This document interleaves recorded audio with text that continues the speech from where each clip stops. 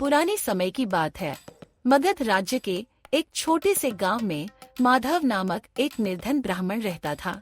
वह बहुत विद्वान था, लेकिन उसकी गरीबी ने उसे निराश कर दिया था। गांव वाले उसकी बुद्धि की सराहना तो करते थे, लेकिन उसे सम्मान और धन नहीं मिलता था। वह दिन रात सोचता कि उसकी किस्मत कब बदलेगी। माधव के पास बस एक पुरानी झोपड़ी और कुछ किताबें थीं। वह बच्चों को पढ़ाकर अपनी जीविका चलाता था, लेकिन उसे इतना धन नहीं आता कि वह अच्छा जीवन जी सके। एक दिन हताश होकर उसने ठान लिया कि वह अपने भाग्य को बदलने के लिए कुछ बड़ा करेगा। माधव ने सुना कि मगध के राजा जय सिंह बहुत ही न्यायप्रिय और विद्वान लोगों का सम्मान करने वाले शासक हैं। उसने फैसला किया कि वह राजा के दरबार में जाकर अपनी विद्वता का परिचय देगा, लेकिन यह इतना आसान नहीं था।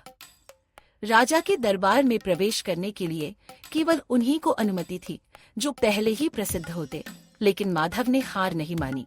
उसने अपने पुराने मित्र व्यापारी सोमदत्त से सहायता मांगी। सोमदत्त ने उसे कुछ अच्छे वस्त्र और दरबार तक पहुंचने का प्रबंध कर दिया। जब माधव राजा के दरबार में पहुंचा, तो वहां कई विद्वान पहले से मौजूद थे। राजा ने घोषणा की, जो भी व्यक्ति मेरी 3 कठिन पहेलियों का उत्तर देगा, उसे राज्य का प्रधान गुरु बनाया जाएगा और अपार धन संपत्ति दी जाएगी। माधव के सामने यह एक सुनहरा अवसर था। यह उसकी किस्मत बदलने का सही समय था। राजा ने पहली पहेली पूछी, ऐसी कौन सी चीज है जो बिना देखे भी सत्य होती है? माधव ने उत्तर दिया, ज्ञान और अनुभव। इन्हें देखने की आवश्यकता नहीं होती, फिर भी वे सत्य होते हैं। राजा ने सराहा और दूसरी पहेली पूछी, ऐसी कौन सी चीज है जो जितनी बांटी जाए उतनी ही बढ़ती जाती है? माधव मुस्कुराया और कहा, विद्या और प्रेम। ये जितने अधिक बांटे जाते हैं उतने ही बढ़ते जाते हैं। अब अंतिम पहेली थी, जो सबसे कठिन थी। राज्य में सबसे मूल्यवान वस्तु क्या है?